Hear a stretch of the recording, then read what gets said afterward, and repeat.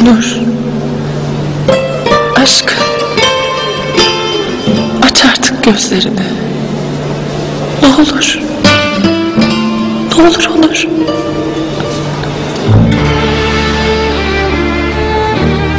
Onur.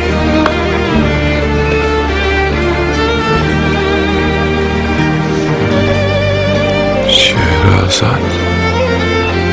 Uyandın. Allah'ım sana şükürler olsun. Nihayet açtın gözlerini. İyi misin?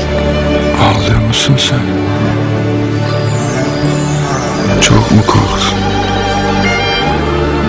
Hem de nasıl? Anlatamam ki. Hep dua ettim. Allah'ım, Onur'u bana bağışla. Ne olur aşkım, gözlerini açsın. Rüyamda seni gördüm. Başucumdaydı. Hiç ayrılmadım ki yanından.